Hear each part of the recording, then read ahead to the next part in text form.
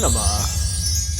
Welcome back to War with Cinema. I'm your host, Greg, your local metalhead, and with me is... Par the Collector. What's up, everybody? And you gave me The Gambler. The Gambler.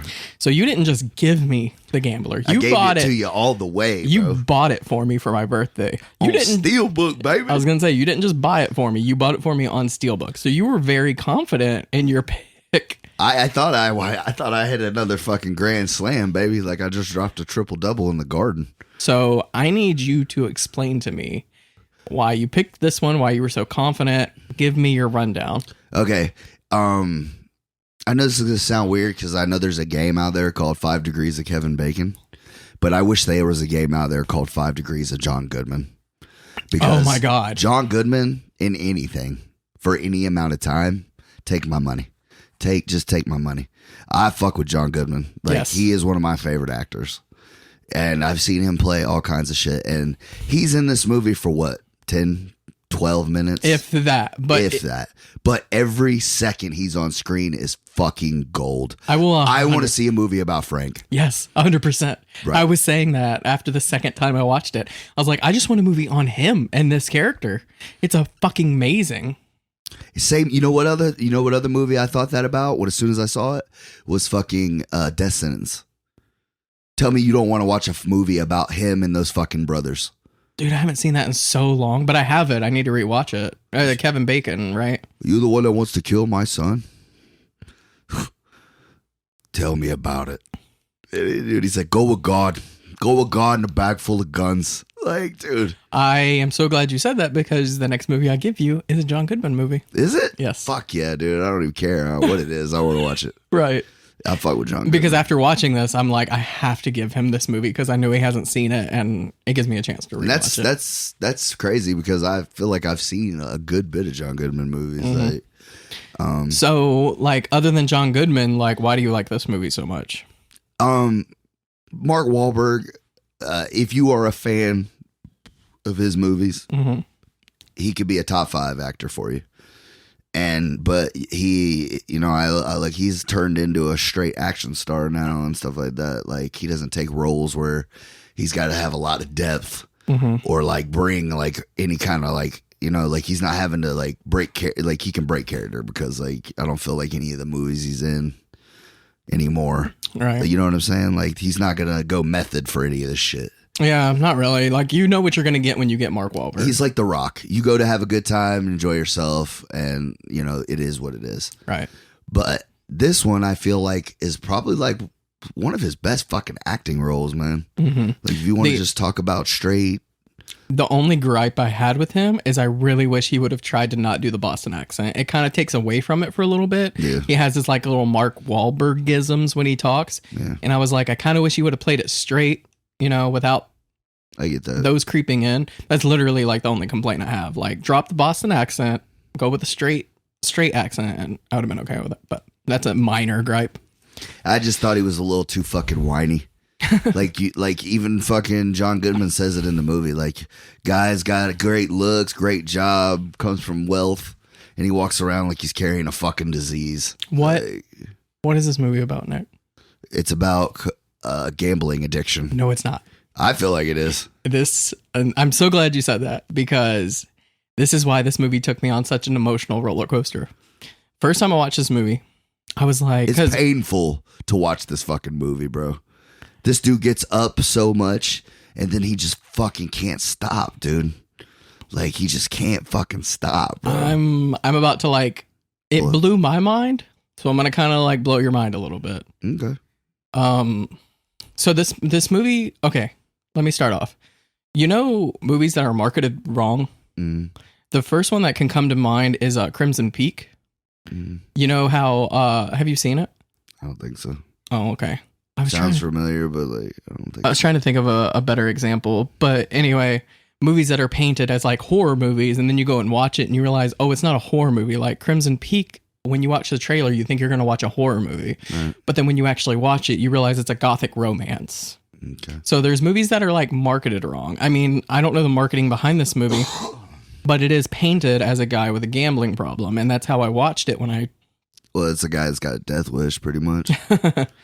So the first time I watched it, I hated this movie, Nick. Like when it was over, I told my wife, I was like, I feel bad he bought this on Steelbook for me. It's like me buying Stalker for him and being like, here you go. I hated this movie because nothing made sense. I'm like, why is he doing this? Why is he? So that being said, the next day when I went to work, I could not stop thinking about this movie, Nick. I usually listen to music or listen to podcasts. I could not put my headphones in because it was disrupting my thoughts about this movie. And I'm like, why is this happening? Why is he doing this to himself? And it fucking hit me. And I'll give you a review of this movie that that perfectly sums up what this movie actually is. This is not about gambling. This is a movie about a man who's given up on hope, on achieving his goals, and trying to make his pain stop by engaging in self-destructive behavior. His weapon of choice is gambling, but he is not a gambler. He says multiple times, I have read many negative reviews on this movie, and I think people have really just missed the point.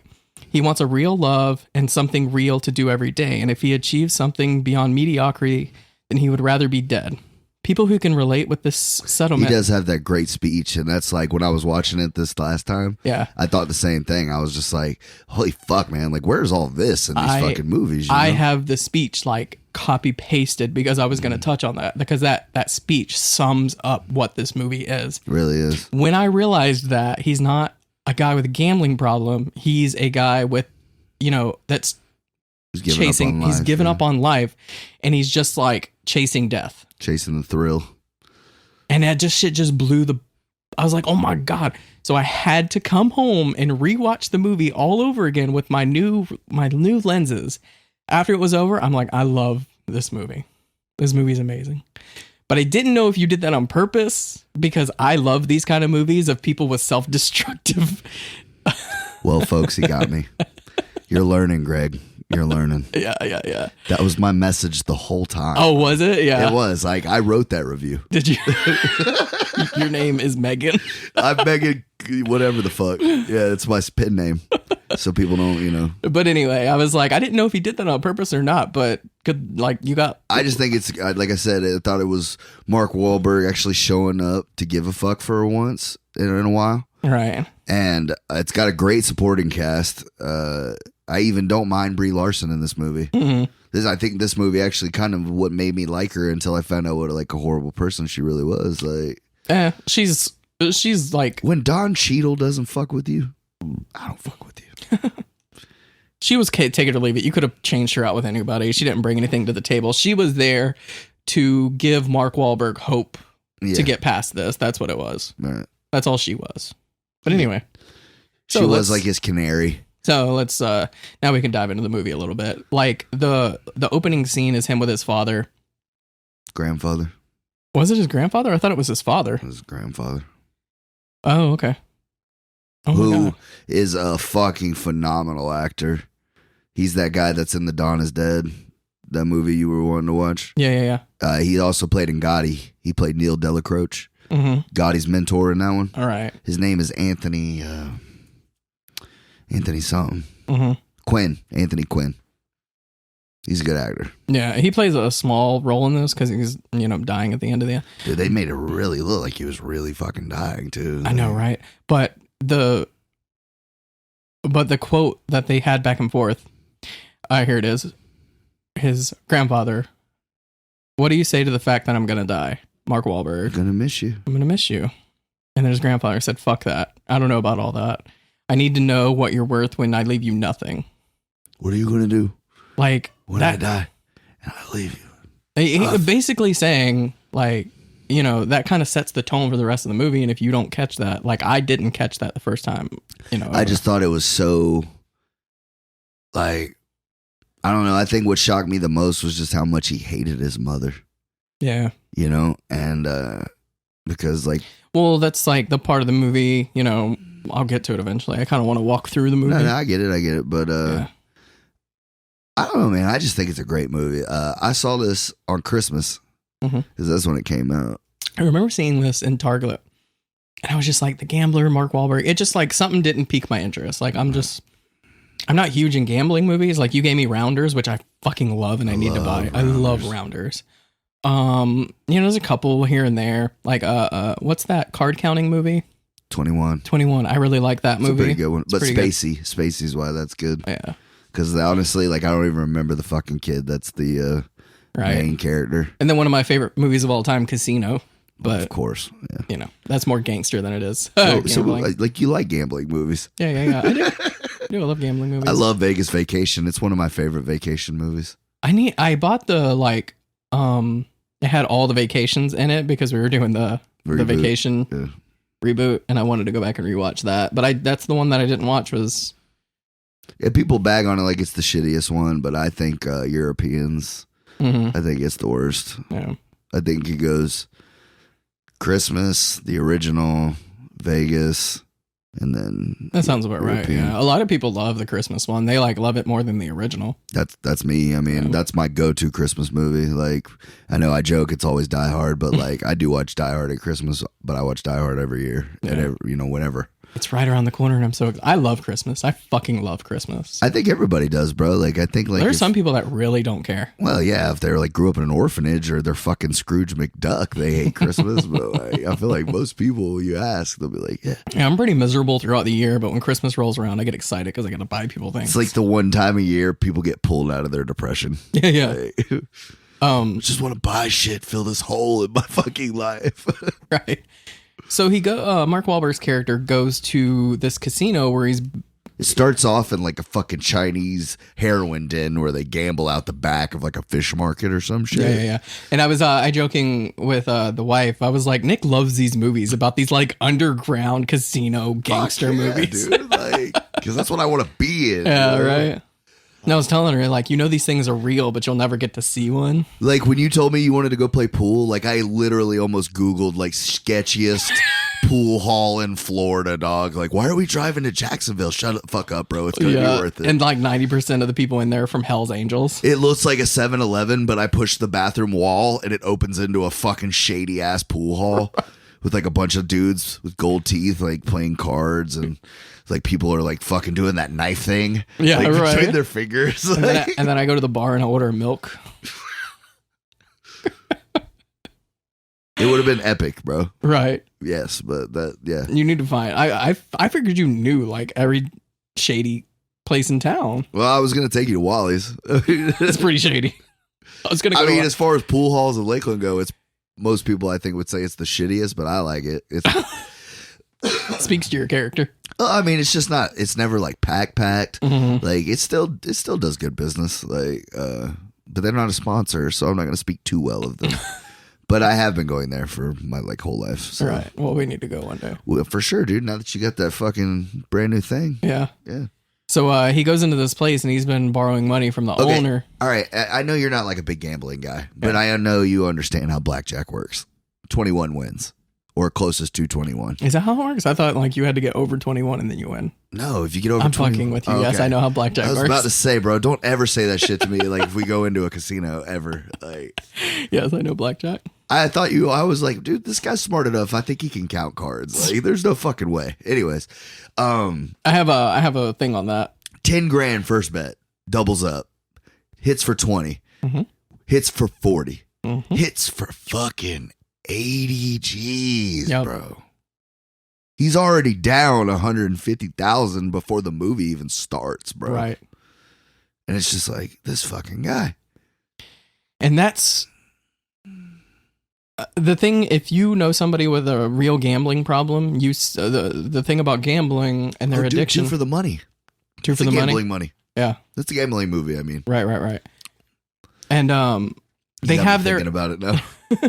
They have their highs, like they have winning highs. Like I think a normal gambling addiction person would get it up to 80,000 and probably quit and go have a good time to like blew all their money and then roll back in there with a couple. A normal thousand. person would have never got to that. Well, if they had the backbone to drop a 10 grand bet and won. Yeah. He doesn't get your shit. We're leaving immediately. Right. He doesn't have the gambling addiction like the way he plays. You can tell Now that I watched it the second time, I was like, he's being like reckless. That's the word I was looking for. It's almost like, dude, it's almost like when he wins, it's like a hit of a good drug. Yeah, Like you can see it in his eyes. Like he gets like fucking excited. Like he feels the rush of life. Like that's the only time he feels like living. All right, there's a couple of times in this movie where he talks about genius and being great. Mm-hmm. I think he is a genius. I think he knows how to count cards. I think he knows how to win. And he wins and then loses it all because that's the point. That's what he's trying to do. He's trying to get it as high as he can and then lose it all. I don't want to jump too far ahead in the movie, but that's, like I said, why John Goodman's parts are so great, because every scene he's in, they have a great discussion. Yes. Because, like, I think what made John Goodman's part so great is like he's the bookie you go to when you're at the end of the rope. Right. He's like he's the last bookie. He's like, do you understand? I'll kill you. Don't even do it yet. Okay.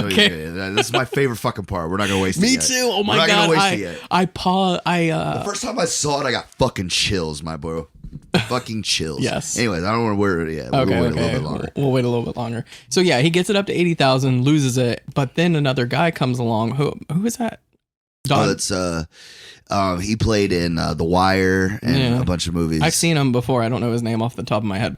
I forget his real name, but he was Omar Little in The Wire. All right. So the owner won't give him any more money because he's, too far in debt. So he goes to this other guy that's a real criminal. He's like, let me get 50 G's. Mm. And then he says something, whatever. He's like, aren't you already down? To the Oh, no. Before that, they cut cards. That's right. He's like, you want to take my last 500? He's like, I got 10,000 against your 500. That's an unfair bet. But he ends up losing his last like 500 because it's like, and then I even wrote, I think you're the kind of guy that likes to lose. I wrote down like plot points that kind of back up what I'm saying. Mm. I think you're the guy that likes to lose. Right. He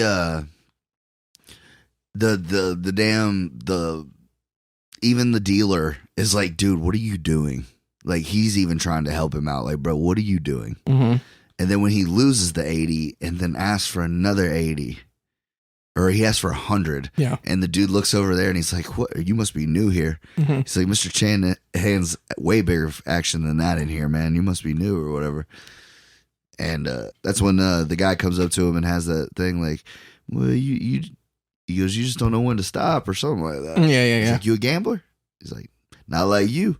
He's like, and then he says something like, you don't know anything about what I am or some shit like that. Yeah. You got money to pay your rent. Don't worry about my fucking rent. That's right. Like, he's a fucking college professor, so I don't know an exact figure. I don't want to shit on it, but I've always been led to believe that. Well, John Goodman kind of said it. He makes 150 to 200 before taxes. Like, he makes about $200,000 a year. And I mean, he's got a decent studio, like, you know what I mean? Like he's like a single guy. Like he's not living in a mansion, but that's the thing is like, that's another part that harpens back to like, he's doing this because he's chasing death. Mm. Like, he doesn't want to kill himself, but he's not trying to like steer clear of safety. Like, he's throwing himself in front of the train, so to speak. Right. Cause he's driving a fucking M1. Yeah. BMW was a fucking amazing car. Right. So he's not up for money. It's not a Lexus though. I mean, we're going to get a sponsor, bro. Lexus sponsor? I fucking hope so, dude. Any fucking sponsor I want is a Lexus sponsor and maybe a Mountain Dew sponsor because you drink so much of it and I'm tired of buying it. Hey, shout out, man. I will do it for cheap, yo. I'll do it for free Mountain Dew, like $50 a week. You can play that shit as much as you want. Yeah. So yeah, he's not hurting for money. He's literally just doing this to, because he's lost hope on life. So he loses all the money. He loses the other guy's 50,000. And then this is when it comes back to the classroom, because in my notes, blue classroom, which is something I picked up on right away. Mm. Because there is so much blue in this classroom. Everybody's wearing blue. The walls are painted blue.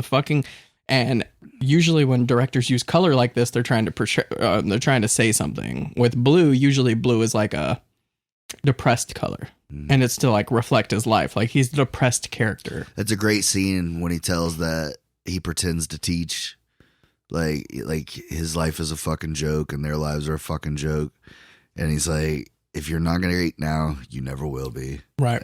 And exactly, like, you either have talent or you don't. And if you don't have talent, there are plenty of, I don't forgot what he was talking about, but there's plenty of like labor jobs that you could be doing to, contribute to society. I love when he yells at the basketball player because they're like, "You got to give him a C." And he's like, "I'm not fucking doing that." And he's like, "He's a fucking best player in the country. Like, you're gonna give him a fucking C so he can get on the court." He's like, "Whatever." They expect me to pass you, man. I love that you said that because that didn't happen in the movie. All he said in the movie was, they want me to pass you. Maybe I'm thinking of a different movie. You are, but the reason I find that so funny is because someone left a comment. Shout out to, I can't remember your name, left a comment on our Gotti review and says how you like to get facts and fiction mixed up with each other. He even said, it was so fucking funny. I died laughing. This shit was hilarious. He's like, I was going to point out all the flaws in everything you were saying, but then I realized it was going to be as long as the podcast. Jesus Christ. That bad? I was like, fuck me, man. Yeah, but whatever. So he wasn't a fan. Sorry, bro. But that's what I love about your brain is you like to make things up, like make it more fantastical than it is. Like you just said, like they said they wanted me to pass you and give you a C. Like that didn't happen in the movie at all. He did but say I got to give you. He did say like I have to pass you. Right? But you made this whole other thing up. I love that scene, by the way, between him and the player. Oh yeah, because he's like, but I got a knee. Like I needed to go pro 2 years ago. What does that mean? I got a knee. What does that mean? He's got a bad knee. Oh, okay. That's what I thought he meant, but I didn't know if it was like basketball terminology. Yeah, well, because you're a basketball player, so the one thing they say you can't go is your knees and your feet. Okay. Because you have to run. And the way he said it just was very like, I wasn't sure what he was trying to say. I was like, I think he's saying he has a bad knee, but it was pretty much, I loved it because he was telling like Mark Wahlberg, like, you think you fucking know me, bro? He's like, you think you got it fucking bad? Like, you fucking spoiled bitch. Right, like, and he's saying, I need to go pro so I can pay for my family and all their medical bills. He goes, when they're all fucked up and they all need me. Yes. He goes, but I got a knee. Yeah. Which means, like, I know that I don't have much longer to do what I'm great at. Right. Because my knee is fucked. Mm-hmm. So he could go pro. And as long as you get drafted, the NBA's contracts are fully guaranteed. So... Yeah. As long as you step foot on the court, okay, you're going to make all your money. Thank you for clearing that up. I thought that's what that meant, but I wasn't 100%, and I wanted to ask you because I knew you. He blows a knee out in college. Mm-hmm. He can't go pro. Then he may not get drafted. I mean, somebody that actually happened to a buddy of mine. Is he was about to go pro in the NFL because he played, college, and he blew his knee out or his hamstring, something to do with his leg. Yeah, lost all his scholarships.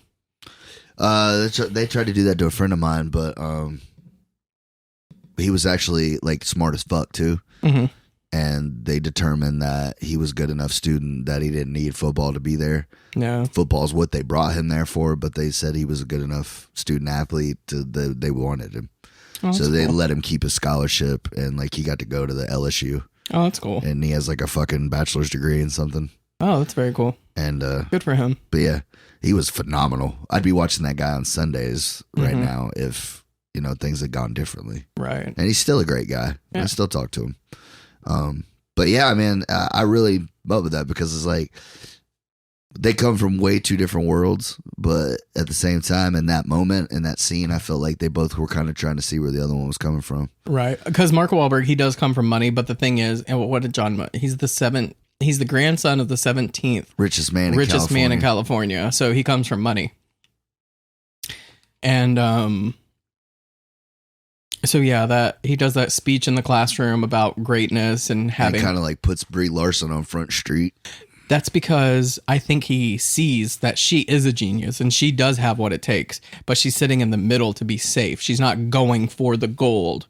She's playing it safe, and that's what he's trying to like get after her. Like, you need to go for it because you have the talent. I think he sees a little bit of himself in her. Yeah, 100%. Yeah, I believe that. And I think he also wanted to bang her. Yeah, I mean, who doesn't? Which obviously he did. Yeah. But so that is such a crazy, powerful scene too. When his mother gives him all the fucking money to pay his debt. So she's like, "You either fucking tell me you're done, or this is the last thing I ever fucking give you." Right. That's another gripe I had with this movie is it doesn't really give a good backstory on why they have such a Why sour they hate each relationship. other so much. I mean, he kind of like, she's like, what did she say? I never said goodbye. I never said I love you to anybody. I didn't say I love you to anybody. I didn't say goodbye to, or some bullshit like that. And he's like, what about dad? And, you know, she slaps him or whatever. So they have a sour relationship, something to do with the dad. I kind of wish it would have touched on a little bit more so I understood where he was coming from. That's the one thing I didn't really like about this movie is I didn't know why he was doing this. I understand what he was doing, but I wish they would have been a little bit more clear on why. But I just think that it would have, you know, because this is kind of like what's great about it. I feel like is you're catching him at the worst, rock bottom type shit, right? And I was able to ride that wave with him. If you do this, like if they did this again, it would have to be like a prequel. I feel like this is a remake, right? Yeah, James Caan did the first one. Have you seen that? I haven't seen the original. Neither have I. I'm curious how like similar they are. Because this one is I heard that one's about actual gambling problem, but this one is about someone chasing death. Right. So I feel like they're two different kind of concepts. Well, I thought they did a great job of taking the original idea and finding a way to add to it and still making it good. Like I said, I haven't seen the original. Shame on us, but right. But I'm not going to lie. When I saw this in 2014, I did not know it was a remake. I know. I thought it was that fucking Kenny Rogers shit. Like, and I was like, that can't be the same. They must have just reused the name or say it different or whatever. But yeah, I didn't know it was a remake, but it's fucking great. Yeah, it makes me want to go back and rewatch to see what the differences are. But yeah, so his mother tells him like, how much do you owe? So he writes it down, and no, she's like, what is this? He's like, that's how much I owe. I love when he goes to the nail salon and the Chinese gangsters beat the shit out of him. You jump so far ahead. I know, but it's just such a great scene. But they beat the shit out of him a couple times. I love that scene because, okay, another thing I need to ask you. He's like, there's a word he used and I didn't understand what that meant. Spot me? Stake me. Stake me. What does that mean? That means pay, like put your money for what I owe. Okay, that's what I thought, but I've never heard that term, so I wasn't sure because the wife was asking me, what does that mean? And I was like... You were talking about like shit that was unbelievable. That's the most unbelievable part about this fucking movie. What's that? Why these dudes keep giving him fucking money. Yes, 100%. That shit agree would with that. never happen. No, there's no way you're going to get $250,000 in debt before they kill you. Because he goes to see John Goodman the first time, and John Goodman's like, you've never paid a fucking payment ever, have you? He's like, you got any money on you? Probably not. And he's like, I'm here to pay you. He's like, yeah, okay. Hey. But I don't want to get off topic. You're jumping ahead. Sorry. So the mother, she goes to the bank. She pulls out the money out of the bank to give him. And she's like, I never want to see you ever again after that. And he takes Brie Larson and they go on this like little trip. They go to Indian Reservation Casino. Right. Before that, I wrote down... He wants to dance with the devil for some reason. I thought that was a good line, worth writing down, because that's what he's doing. Right. You can't dance with... One of my favorite quotes is, you can't dance with the devil and wonder why you're in hell. Right. I love that quote. And then I wrote down, I'm not a man. Oh, John Goodman's line. That's what it was. Fucking amazing. So before that, I don't want to jump to that. No, not yet. So he goes to the casino with Brie Larson, and then he literally gambles away $250,000. It's painful. But the thing is such a powerful scene, though. It is a powerful scene because what he's doing, because he even says it, he's like, this is the best way cleansing my soul to get rid of my mother. So he purposely loses $250,000 because it's his way of separating himself from his mother, taking her money and just losing it, flushing it down the drain. I could save myself right now, but fuck it. Yeah, exactly. Yeah. But it also harpens back to his death chasing. And I just I don't know, man. I mean, I don't think I could ever hate my mom that much. But I said, we don't know what they went through. But so that's what I'm saying. That is a good point. Like, if that would have just put one little more detail in there, to give you that little bit of. But it's kind of cool too that they kind of leave it up to you. It does. It's kind of like let your mind wander. I wonder what they went through. It's kind of interesting, but it's not one of those things that I want to be left up to interpretation. I kind of want to know. Because it would make the weight of the movie. About endings that you endings that don't make any sense. By the way, I have something to say about this ending. But anyway, we'll get to that eventually. Yeah. So, John Goodman.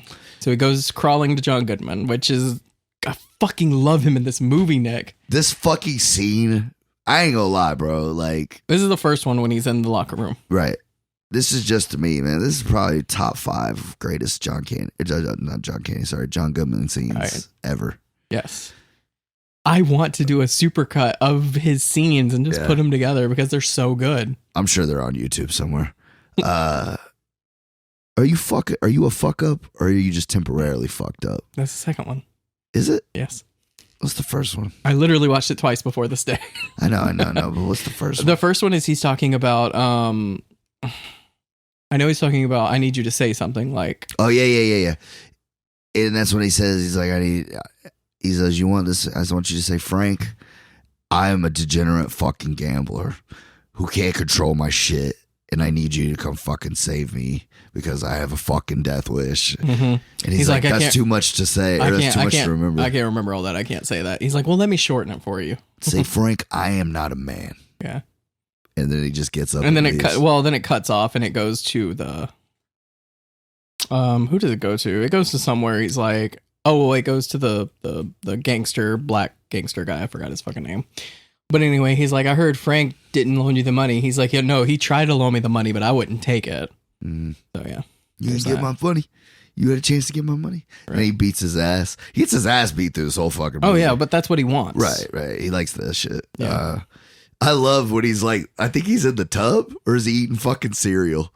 He's eating cereal in the tub. And the fucking gangsters just start drowning his ass. And they're beating the shit out of him. And the old man's just sitting there like, and he's like having a good talk. I even liked him, man. Like, it was kind of like, I think the reason why they kept giving the money is they wanted to see how far he could take this train wreck too. But well, that's what I was. That's still hundreds of thousands of dollars. Like, real businessmen, real gangsters are not going to fucking waste that much money. The thing about the China guy, the owner of the gambling establishment that happened to be Chinese was giving him money, but he's getting it back. You know what I mean? Right.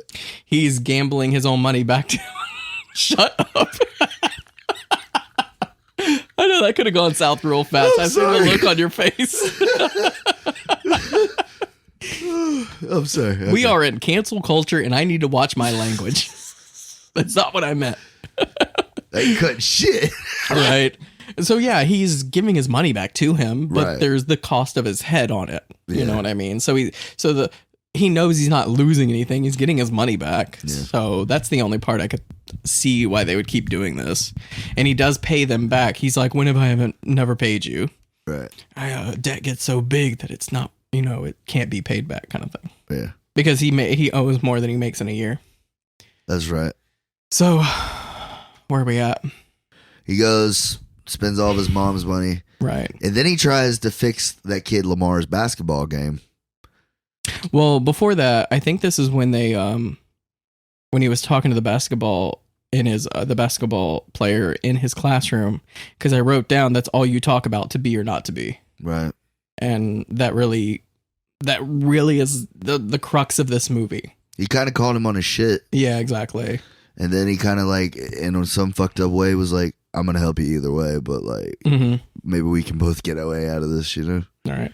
And then I wrote down, whenever he was sitting with Brie Larson and they were talking, and he's like, what if I told you I wasn't a gambler? I wrote these down because it harpens back to, this is not a man with a gambling problem. This is a man with a fucking death wish. Mm-hmm. Right. So anyway. And I wrote down the reason this was so important is because whenever he goes into the gambling establishment with his mom's money, I have a problem with this, but I understand what they were trying to do. So he walks up to the table and he hits, and he has 18. You don't hit on 18. You don't hit above 15. But he hits. And the guy's like, the card dealer is like, are you sure? He's like, just give me the 3. So he lays down a 3, which is what they're trying to do, is say he's a card counter. That's why he plays blackjack, because that's the card counting game. Well, he also plays roulette too. Right. Roulette. We'll get to roulette. But you can't just walk up to a table, a blackjack table, and be a card counter and then like hit. You have to know the card. You have to play it a little bit to understand what's in the deck. Well, and it's not just one deck. It's like multiple decks. Right. It's like 3 decks, I think it is. But with card counters, is you have to sit there for a minute to kind of understand what's there and what's not there. And he would always sit at the same fucking table the entire time. All right. That was really cool too. Like I would show him standing at the table, and then it would just show like everything going on around him, like in like in fast pace or whatever. Right. I like that part. Yeah, it's just showing how much money he's losing. It's just like how much time is passing, like how much life is going on while he's just fucking he's staring into the abyss. Yes, 100%. That's pretty much my my notes on that. So we can. Let's go balls deep into this fucking scene, bro, because this is what we both been waiting for. Oh, the John Goodman scene? So he tries to fix the Lamar's basketball game. Yes. And the spread on the game. Oh. I'm sorry. I don't mean to cut you off, but I just have a little joke. I was going to start the podcast off with saying, like, God, Nick, you and these sports movies, like, fucking, you give me another basketball movie? Like, I'm so sick of these sports movies. Could you stop? Because it's such a small part of the movie. But yeah, so. I'm sorry? There's a commercial for Sports Center in the movie. These fucking sports movies. What are you talking about? There's a sports. It's like fucking basketball. Of course, Nick. You have to throw the basketball in there. I fucking love basketball. Oh, I know.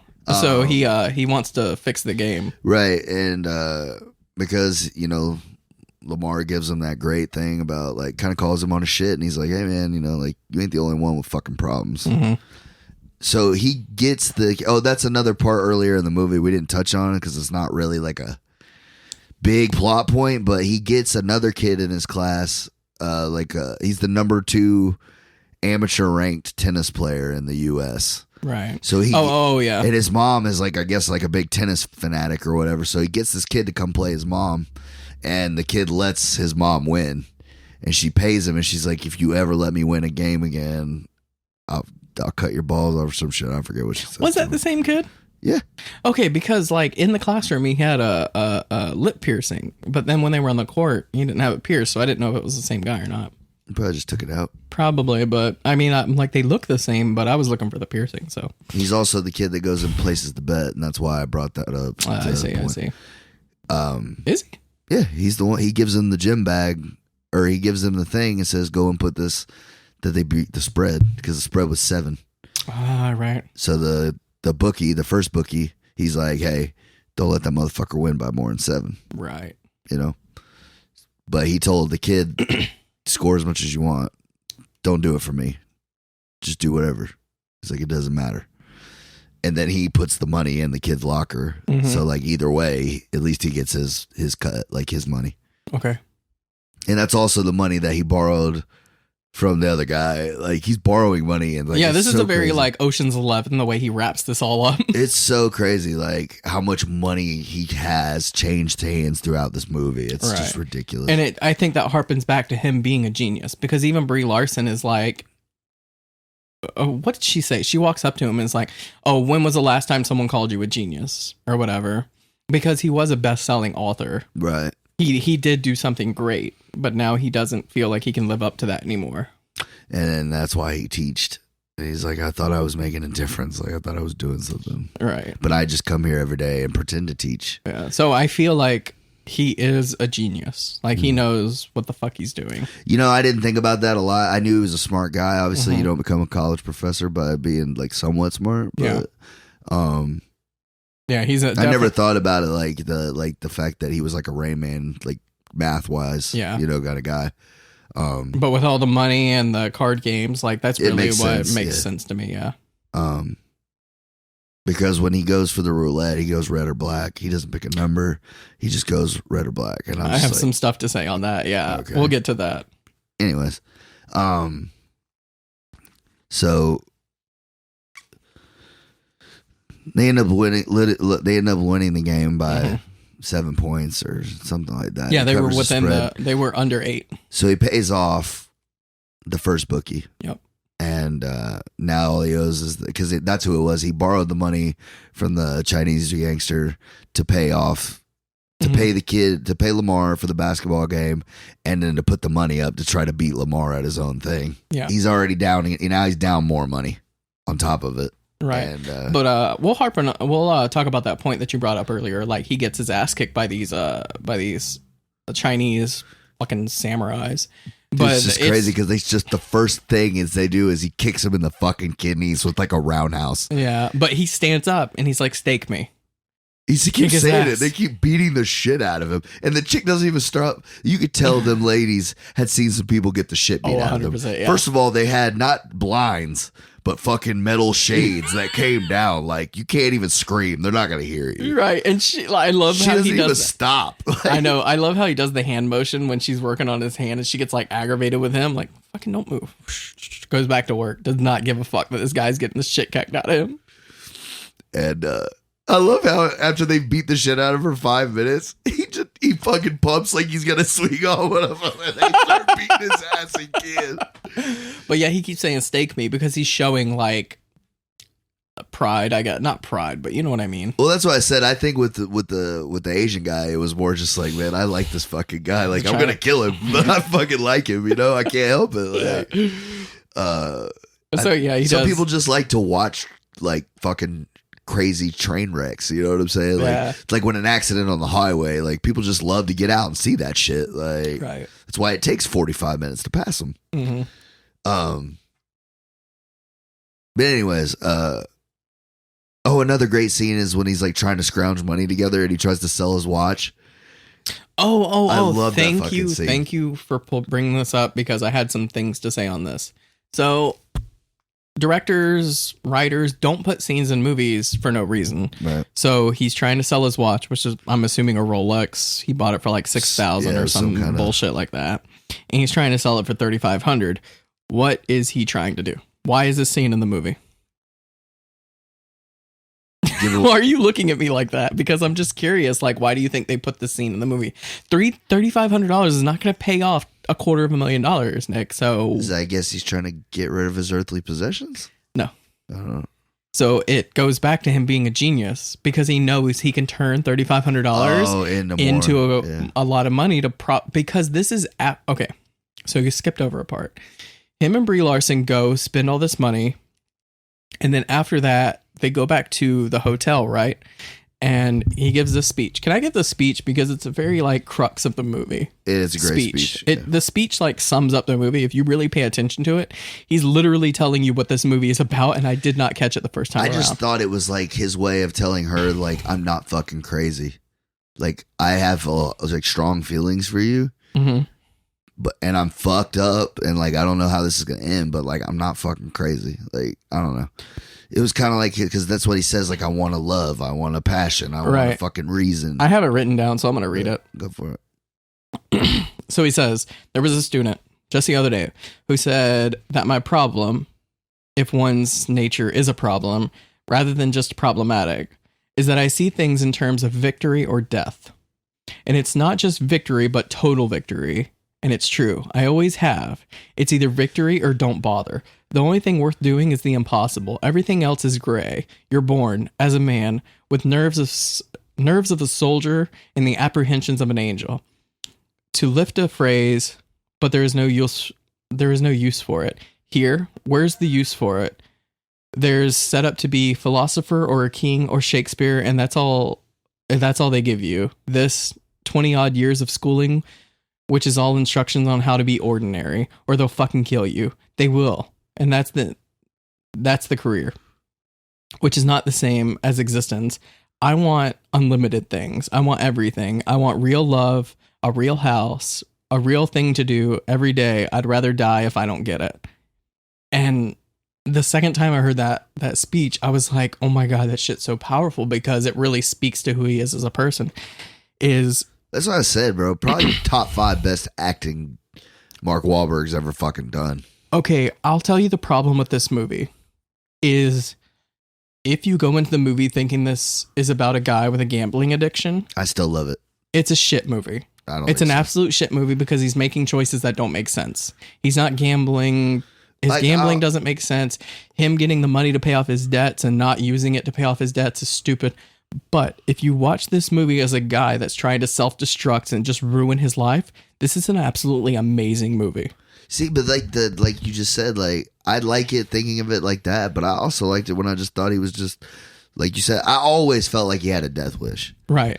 But I felt like that he had pushed it with the gambling because that was just his weapon. That was his poison of choice.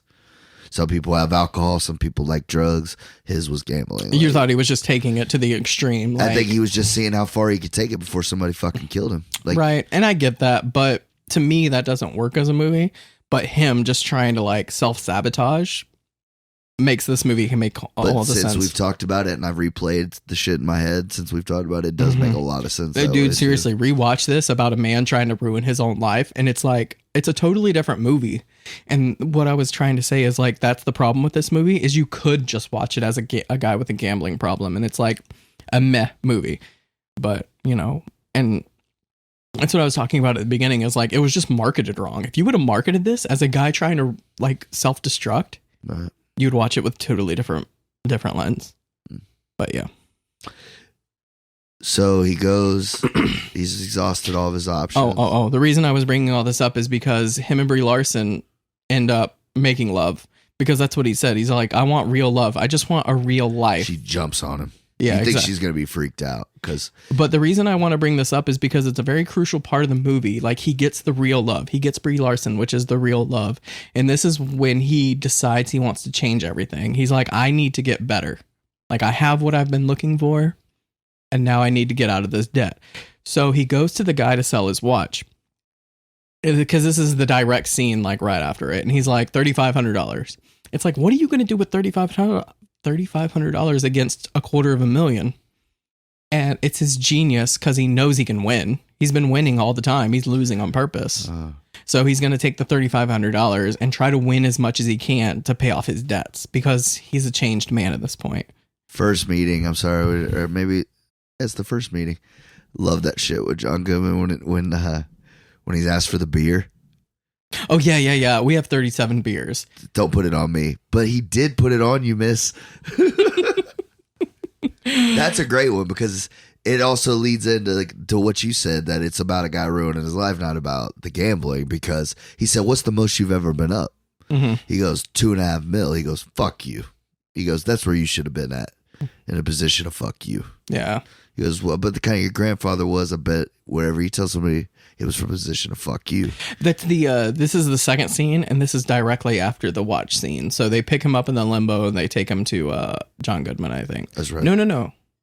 No, this is where I can't keep track of this. I think he goes to see the other gangster in the nail salon, and no, because he's not beat up, so you're right. But anyway, So let's just get to the second John Goodman scene because it's the best scene in the whole fucking movie. Like, I fast forwarded. Ow. Are you good? I'm good. I just slammed my elbow on the fucking table. That shit wasn't funny, huh? No. Yeah. Well, because they call it the funny bone. Oh, was that the joke? Yeah. Oh, shit, I didn't catch on to that. I'm so sorry. I missed that, Nick. You look confused. Yeah.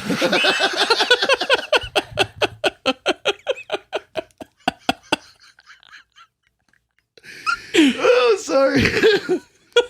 So yeah, let's just go to the John Goodman scene because this is around the time whenever he wants to be better. He wants to get out of this hole, and he knows John Goodman can get him there. So he's going to John Goodman to ask the money, and then John Goodman goes on this speech, and I'll just let you have the floor. He says, are you fucked up, or are you just temporarily fucked up? Right. He goes, and what I mean by that is, he goes, are you going to continue to do this, or is this just temporarily like something that you're fucked up? Right. You're going to get better. And he goes, you've been there once, I can see that. He goes, I got a DUI, I was so drunk, I pissed myself, I'm ashamed. He goes, but never go back twice. Never go twice. He goes, even I've done it once, because that guy's been in a bunch of stuff too. His like bodyguard or whatever. Yeah. And he goes, what's the most you've ever been up? And he says, $2.5 million. Fuck you. He goes, with that kind of money, you buy a nice house with a 25-year roof. You get a nice Japanese model fucking shitbox car that'll last you. You put enough money in the bank, so 3 to 5% of the interest can pay on the insurance or the taxes on your house, so you don't have to do shit. And that's when you tell people, fuck you. That's a fuck you position. Fuck you. I have everything I need. I don't need you for nothing. And I was like, grandfather's told people from a perspective of fuck you. And after that scene, I was like, God, that's so fucking smart. Could you imagine? Okay, like you pay off your house And then you have enough money in the bank that when the interest kicks in, it pays the taxes on your house. So you literally don't have to do shit. You can just literally live in your house. Mm-hmm. Fuck. It's genius. It's fucking genius. Why didn't I mean, I don't have the money to do that, but you know what I mean? Like, yeah, but it's still, you come into a problem because you still have utilities, gas, like food. But even still, you could like literally live in it with none of that stuff and, you know, still have a roof over your head. True. So, but anyway. Yeah. It makes a good point. No, it's a smart point. It like really opened my eyes to like what to strive for in life. But then his bodyguard or whatever, he's like, even I did that. Like, even I got up and I got out, you know? No, he didn't. Huh? No, he didn't. He didn't say that? No, he didn't say that. All his bodyguard said is, yeah, you don't go there twice. Or no, he's like, we've all been there. No, he said too. He said, even I did. Like, even I got out. Like, even I stopped fucking around. Oh, okay. He does say that. Does he? You. Yeah, I didn't make up all this shit. I'm telling you. Our fun facts. Far fun facts. The funnest part is they may be facts. So yeah, he steals the show. He really does. It's the greatest fucking like two, and it's so intense. It is. And he says, he goes, you think about running out on me? He goes, I need to know everything so I can siphon your family's money out of accounts from Russia. Right, exactly. He goes, you think about doing a header off a bridge? So doing that I will kill your entire bloodline. Yeah. And you could see it in his eyes, like, I mean this like, shit. I've done this shit 100 times. Yeah, you're not the first guy. You think you're the first suicidal motherfucker to come in here? And he hands him this. He's like, what's this? He goes, $260,000. What's a car? I love that scene. Oh my God. I laughed out loud because he hands him keys and he's like, what's this? And it's like, 260,000? What's a car? And I'm like, he's totally right. Like a fucking $20,000 car is nothing against $250,000. So just like, here's the keys to a random car that's going to have your money in the trunk. And what's the icing on, or what's the cherry on top, dude, is when he goes to reach for the keys and he stops him. Yeah. What do you want to tell me? What do you want to be able to tell me when this is over? Fuck you. And then it cuts. That's a great fucking it is scene. Hands down the best scene of this whole movie. Fuck yeah, dude. It's not even close. Like, it's beautiful, man. Mm-hmm. So I literally fast forward through the fucking basketball scene because I do not give a shit about this. Like, it goes on too long. The basketball scene. Like I said, he ends up getting that, and but he puts himself in more debt. He goes to see the Asian gangster. He beats the fuck out of him. Right. And he gives him the money. That was what blew my mind through this whole movie. Like, why do they keep giving him money, dude? Like, right. But whatever. Like you said, they just like watching a train wreck. I guess, dude. Like, I'm already a millionaire. Well, like I said, it's ending up back in their pockets, so they're not really losing anything. You know what I mean?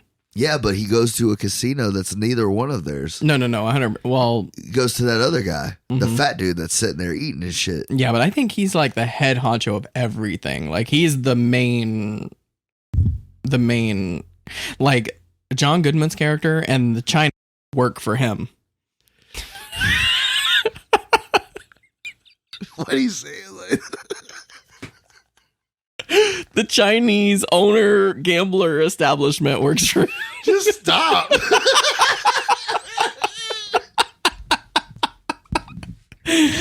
Oh, but you know what I'm saying? I think they work under him. He's like the head honcho guy. So yeah, he goes to this even sketchier fucking gambling problem. And he takes all the money. I've been thinking of that word this entire movie, gambling den. Because I kept Gambling den? heroin den, Yeah. but it's real. It's not. It's a fucking gambling den. Yeah, because they're not doing heroin. Because that's what they call like underground casinos. Gambling den. Yeah. We need to make one. Oh, dude, that'd be so dope. Right. One in our town. So the reason this is so important is because, okay, so he takes all the money and he does Russian roulette. Mm. So like I was saying earlier, whenever he plays blackjack, you can card count. Like, you can win most of the time. Mm. Russian roulette is literally roulette. Like, it's either you win or you lose, and he's putting on red or black. So it's 50-50. And I love the look on his face because he doesn't know.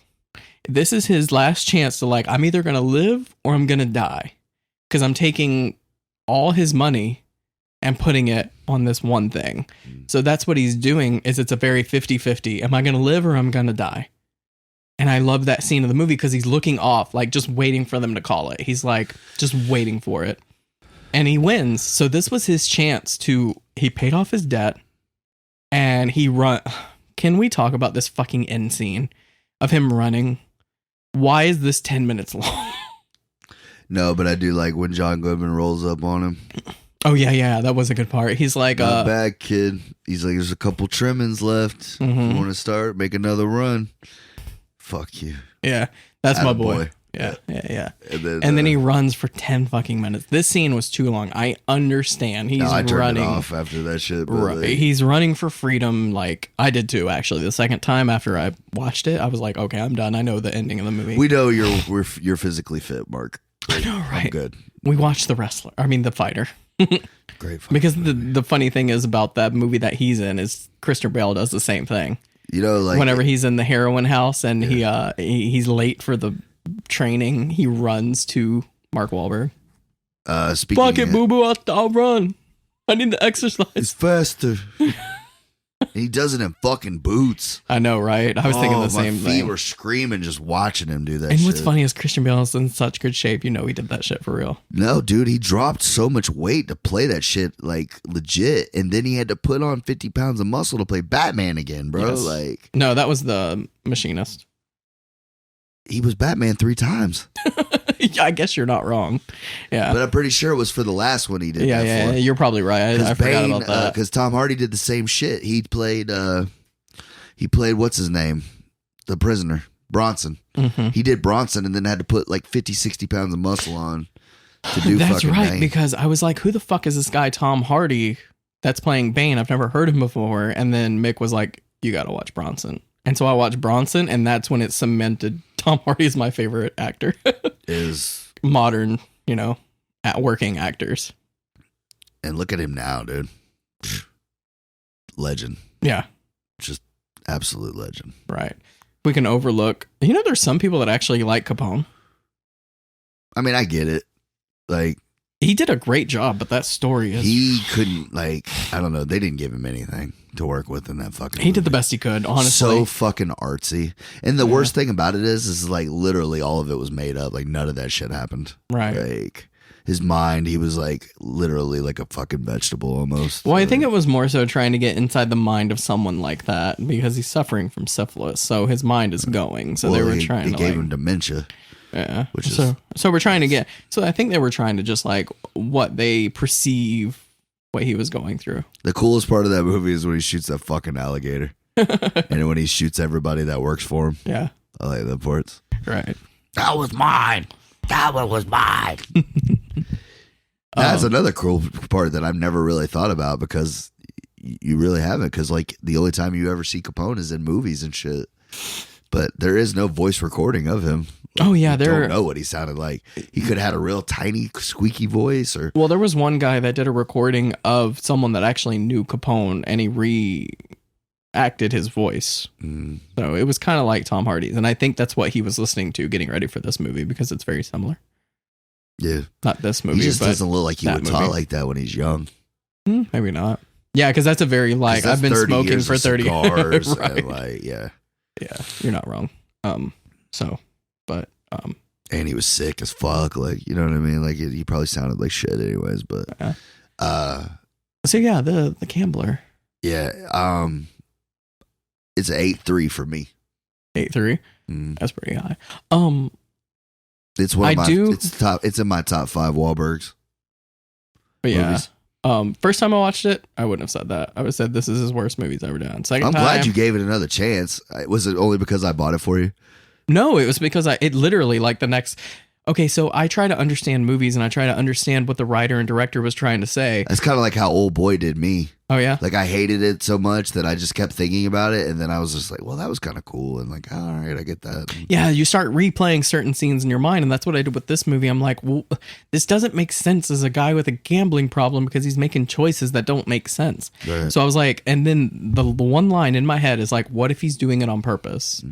It fucking blew my brains. And I was like, oh my God, he is doing this on purpose. And he's literally chasing death. He has a death wish. Right. And so he is doing this on purpose. And that completely changed my perspective of this movie. And that's why I was so excited to talk about this, because I think this is one of those movies that goes misunderstood, kind of like Sucker Punch. Sucker Punch is actually a really good point. It was one of those movies. It's like, oh, it's just a bunch of girls doing, like cool shit. And it's like, yeah, he's doing that on purpose to tell you that there's too many movies out there doing this, and he's making a satire of it. That's a good example. The only thing I would have changed about this movie, but this is my personal opinion. Like, I understand what the movie was trying to do. It's like this guy has a death wish and he finds love, and then he gets better. Not me. I said it should have ended with him landing on red with a close-up of his face and the expression he knew where it was going to land. And he did so just to make it end it all, because he calls black, and that's what gets him out of the debt. But what if it landed on red and he knew it was going to land on red and he just wanted it all to end? And that's what it ended on, with him just like, I don't like that ending. And it went black and you heard a gunshot. Yeah, I don't like that ending. That's how I would have liked it. But that's a very much dark ending. It's always raining. You're like the DC universe. It's always raining in Greg world. But it did inspire me. Like, I've always been interested in, like, I wanted to write a story, but I was never sure, like, what it should be about. And it's been, like, right in front of my face, Nick. And this is the movie that kind of, like, put it forefront for me. Because you've said it a million times on this podcast, like, who hurt you? Yeah. And that's what I should do. I should do a story about someone that has this death wish and just completely follows it through until the end. Sounds like a brutal read. Nah, but it could be good. Yeah. Honestly, it's the Joker. Yeah, it is the Joker, but, You're not using a comic book. I get that, but, It's the same concept. Right. Highly recommended. But you do love the old Descent to Madness. Yeah, and that's kind of what I want to go for. But this movie is a highly recommended. The first time I watched it, I hated it, but then, like, go into it watching it as a guy trying to, like, self-sabotage. And it's a great fucking movie. It's a great story. It's so well done. Great cast. John Goodman is gold. Absolute gold in this movie. There's not enough. Go home and watch a John Goodman movie tonight. Oh, you will. Here it is.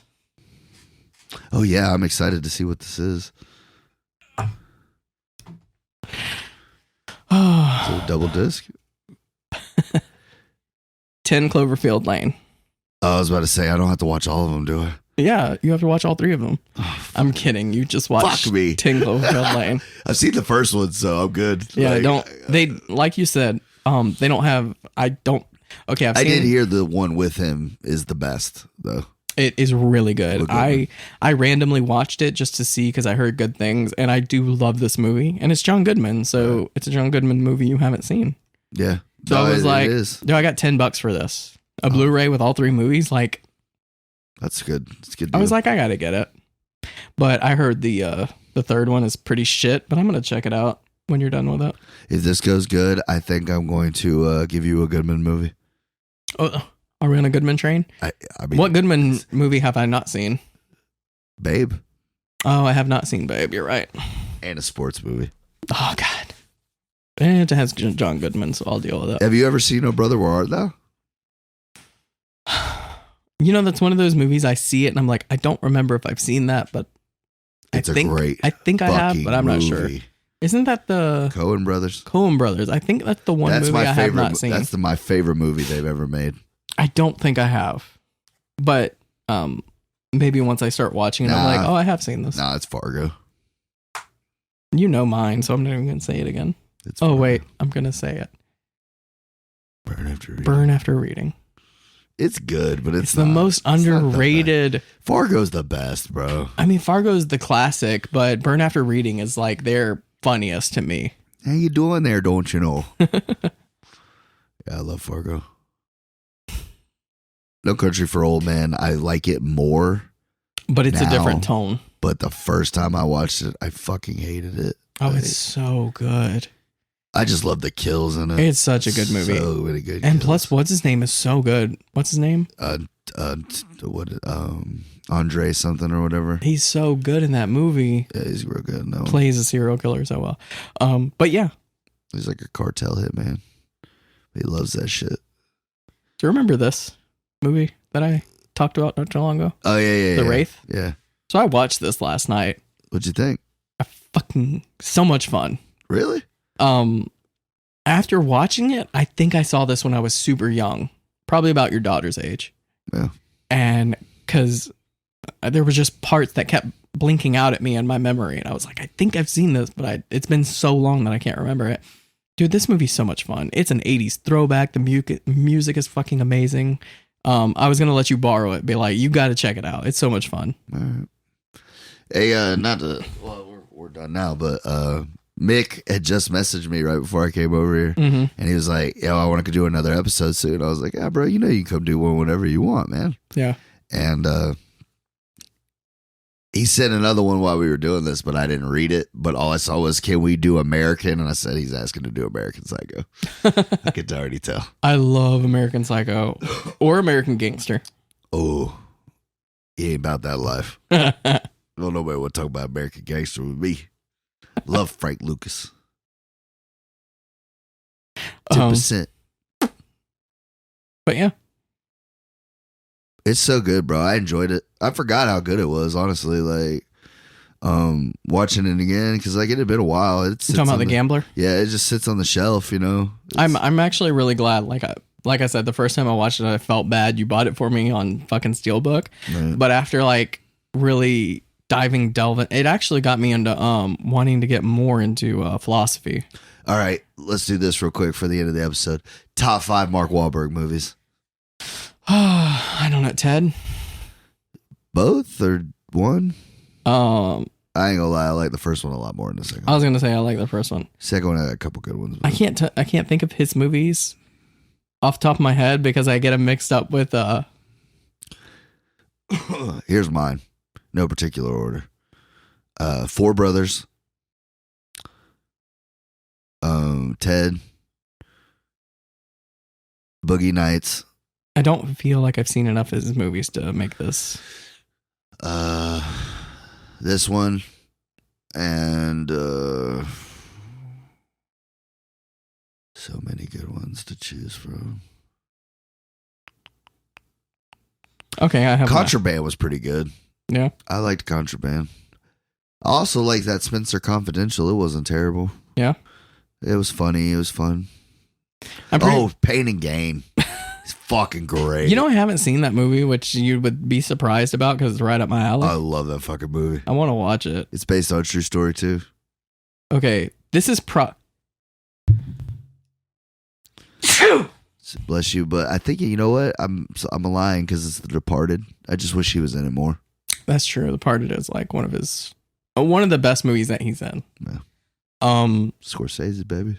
This is my favorite Mark Wahlberg movie, like his acting in it. Yeah.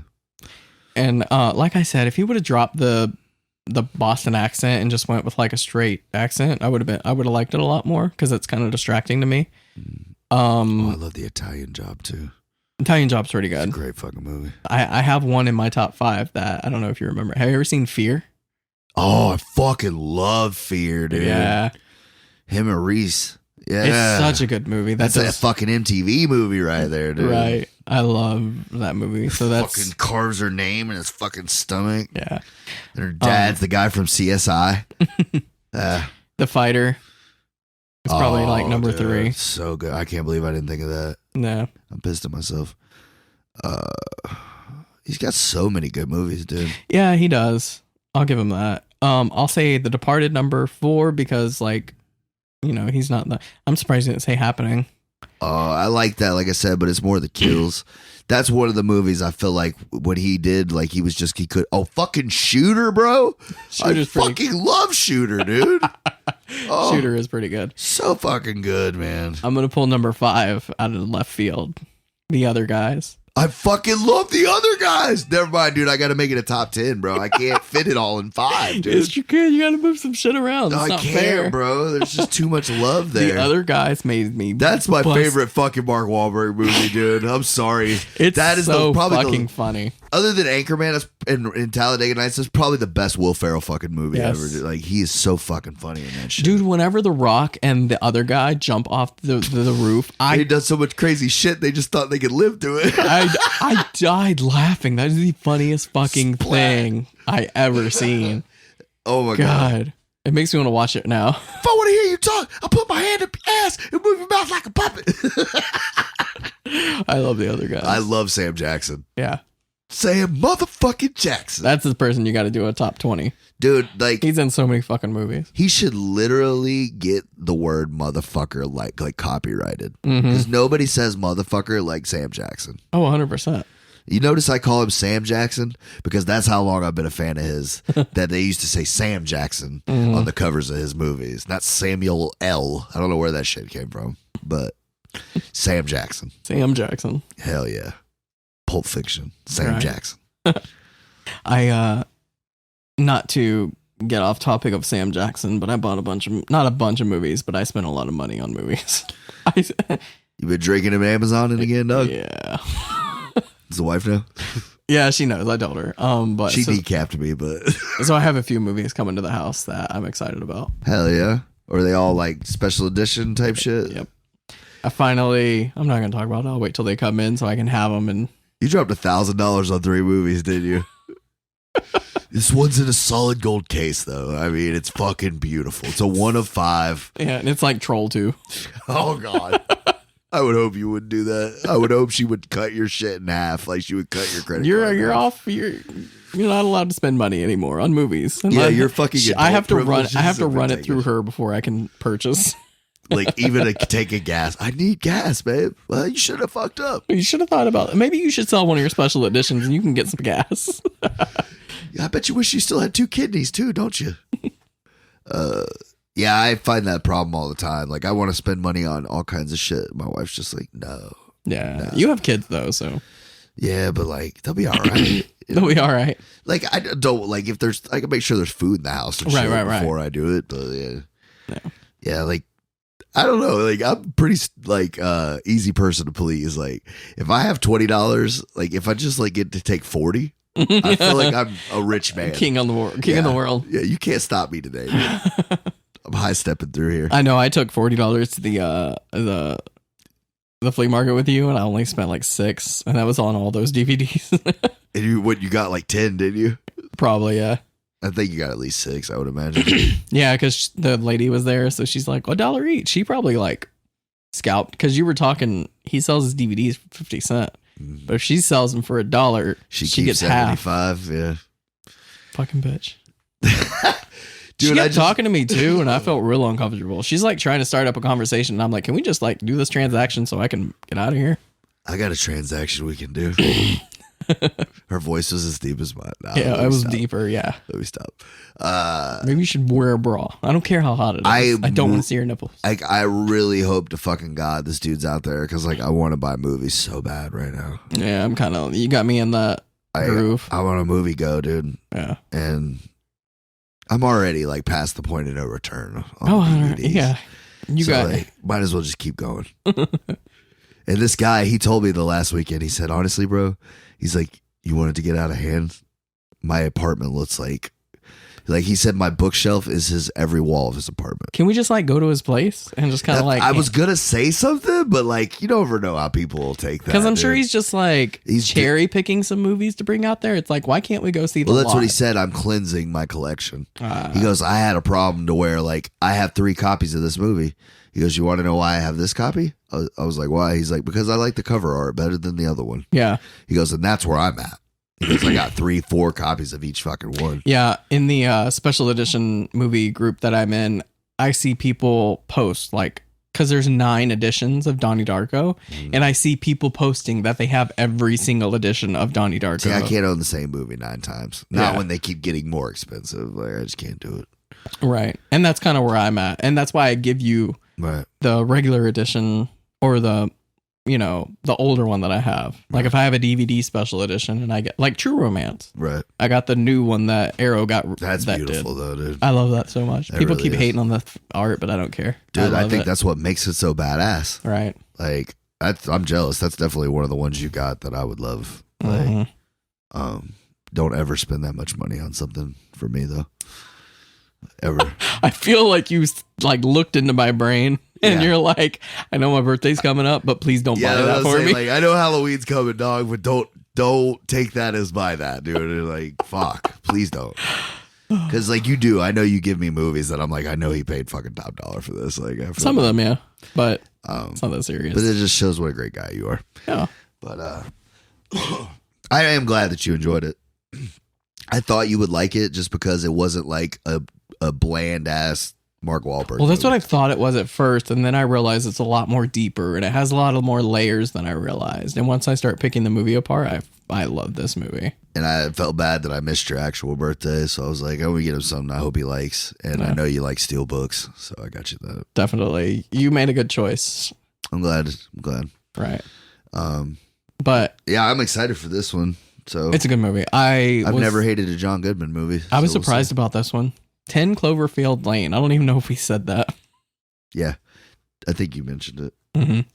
Yeah, I did. I heard the third one wasn't horrible though. I heard it was pretty shit, but I want to watch it anyway. Was it? The Cloverfield Paradox. I think it's like actually in space. It's trying to like rip off Alien. I don't fucking know. I haven't seen it, but was it not like? Oh, obviously it wasn't like a theater release, like a theatrical release. The Paradox. Yeah, I think it was, and it did shit. Oh, who was in it? Is that Sam Jackson? No, I don't think so. It might be. Do you need glasses? It came out on Netflix. Oh yeah. Yeah. But anyway, don't watch that one. Watch 10 Cloverfield Lane, the second one. Right. I'm like looking at shit for his name because they have to put it on there. They have to give him credit. You have to. Like, he doesn't show up if he doesn't get the credit. I was in 47 movies last year. No, I think it's just somebody. Yeah. Yeah. Some other black guy. They all look. What? Jesus Christ, bro. They all look the same. Them and the China. God, dude. All right. Well, you cut that. You cut that. I can't cut all the China. No. But then, yeah, you can cut my joke at the end. No, I'm gonna leave it in. I usually stop editing halfway through, so I'm gonna forget to cut it. So we're banned. What? From life. Turns out people were pissed. Please cancel us so we can get some traction on this podcast. Turns out the only people that like The Gambler are Asian people, and you're just pissed off all of them. No, that's the Indians. Anyways, but yeah, I'm looking forward to it. Yeah. So next time, 10 Cloverfield Lane. Later, y'all. Later.